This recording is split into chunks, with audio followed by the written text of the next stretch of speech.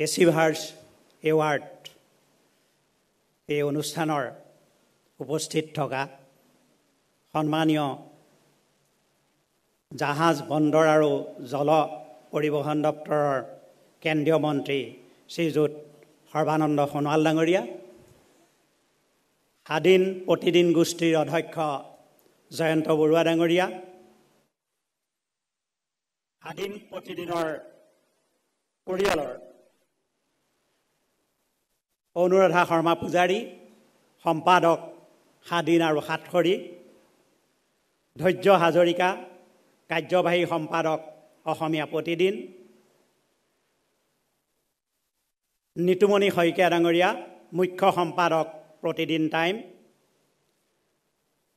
সুনীত কুমাৰ ভূঞা, কাৰ্যবাহী সম্পাদক প্ৰতিদিন টাইম প্ৰমুখ্যে প্ৰতিদিন টাইমৰ বিষয়া আৰু কৰ্মচাৰী আৰু সাংবাদিক, গোটেই অসমৰ সাংবাদিক বন্ধু বান্ধৱীসকল, আজি মোৰ সন্মুখত আসন গ্ৰহণ কৰি থকা যিসকলক উদ্দেশ্যি এই অনুষ্ঠানটি কৰা হৈছে, সেই আজি ইতিমধ্যেই প্ৰতিদিন গোষ্ঠীৰ নিজৰ পৰিয়ালৰ সকলক সন্মান জনোৱা হৈছে আৰু তাৰ লগতে আমাৰ অতি শ্ৰদ্ধাৰ ডক্টৰ নগেন শইকীয়া ছাৰ প্ৰমুখ্যে হাইদৰ হুছেইন ডাঙৰীয়া আছে, আমাৰ বিষ্ণু খাৰগৰীয়া ডাঙৰীয়া আছে, ইয়াত উপস্থিত আছে।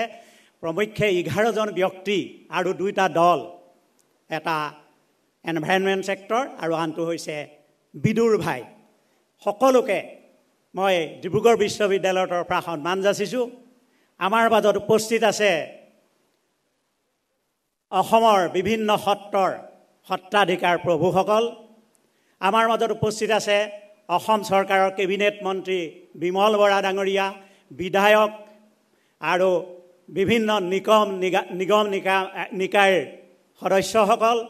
সকলোকে মই ডিব্ৰুগড় বিশ্ববিদ্যালয়ৰ ফালৰ পৰা আদৰণি জনাইছোঁ। আমাৰ মাজত উপস্থিত আছে ডিব্ৰুগড় বিশ্ববিদ্যালয়ৰ প্ৰাক্তন উপাচাৰ্য ডক্টৰ কন্দৰ্প কুমাৰ ডেকা, প্ৰাক্তন আৰু বৰ্তমানৰ শিক্ষক, বিষয়া, কৰ্মচাৰী, আমাৰ ছাত্ৰ ছাত্ৰী আৰু আমাৰ পৰিয়ালৰ সদস্যসকল, সকলোকে মই ডিব্ৰুগড় বিশ্ববিদ্যালয়ৰ তৰফৰ পৰা আদৰণি জনাইছোঁ। আৰু আমাৰ মাজত উপস্থিত আছে অসমৰ বিভিন্ন প্ৰান্তৰ সাহিত্য, সংস্কৃতি, ক্ৰীড়া আদি বিভিন্ন দিশৰ বৰেণ্য ব্যক্তিসকল, সেই সকলোকে মই ডিব্ৰুগড় বিশ্ববিদ্যালয়ৰ পৰিয়ালৰ তৰফৰ পৰা আদৰণি জনাইছোঁ। প্ৰতিদিন গোষ্ঠীয়ে এই স্বাধীন প্ৰতিদিন গোষ্ঠীয়ে এই অনুষ্ঠানটো ডিব্ৰুগড় বিশ্ববিদ্যালয়ত অনুষ্ঠিত কৰিবলৈ লোৱাৰ বাবে, আজি ৰংঘৰ প্ৰাংগণত অনুষ্ঠিত কৰাৰ বাবে মই স্বাধীন প্ৰতিদিন গোষ্ঠীৰ অধ্যক্ষ জয়ন্ত বৰুৱা ডাঙৰীয়া প্ৰমুখ্যে সকলোকে ডিব্ৰুগড় বিশ্ববিদ্যালয়ৰ তৰফৰ পৰা কৃতজ্ঞতা জ্ঞাপন কৰিছোঁ। প্ৰতিদিন গোষ্ঠীৰ এই মহৎ প্ৰচেষ্টাৰ বাবে প্ৰথমে মই সকলোকে ধন্যবাদ জ্ঞাপন কৰিছোঁ। এনেকুৱা এটা অনুষ্ঠানৰ অন্তৰালত ওতঃপ্ৰোতভাৱে জড়িত হৈ থাকে এটা জাতিৰ সামূহিক প্ৰগতিৰ ধাৰণা। প্ৰকৃততে আমি প্ৰয়োজনীয়তা আৰু আন্তৰিক আহ্বানত যিবিলাক ক্ৰিয়া কৰ্ম কৰি থাকোঁ, সেইবিলাকেই ব্যক্তিগত বৃদ্ধিৰ পৰা গৈ এক সামূহিক প্ৰাপ্তি কঢ়িয়াই আনে। কিন্তু সেই প্ৰাপ্তি ধ্ৰুৱক নহয়, ই এটা ভাৰসাম্য অৱস্থাহে। অৰ্থাৎ এবাৰ প্ৰাপ্তিতে আমি সেয়াই সৰ্বস্ব বুলি আৰু একো নকৰাকৈ ৰৈ নাযাওঁ। জনমুখী কৰি প্ৰেৰণাদায়ক চিন্তাৰে উচ্চ পৰ্যায়লৈ নিবলৈ নিৰন্তৰ প্ৰয়াস কৰোঁ। তাতেই লুকাই আছে দেশৰ প্ৰগতিৰ চেতনা। এনে প্ৰগতিৰ চিন্তাৰে আজিৰ দৰে প্ৰতিটো দিনেই মুখৰ হৈ থকাটো আমি কামনা কৰোঁ। এইখিনিতে আন এটা কথা প্ৰাসংগিক যে যিকোনো সংবাদ মাধ্যমেই বাতৰিৰ অহৰহ প্ৰাপ্তিৰ বাবে কিছুমান উৎস, সাংবাদিকৰ ভাষাত চ'ৰ্চৰ আশ্ৰয় ল'ব লগা হয়। কিন্তু এই উৎসৰ নিৰ্মোহ বিশ্লেষণ বা কৰ্ষণেহে প্ৰকৃত সত্য উদ্ঘাটন কৰি জনসাধাৰণক সমৃদ্ধ কৰিব পাৰে।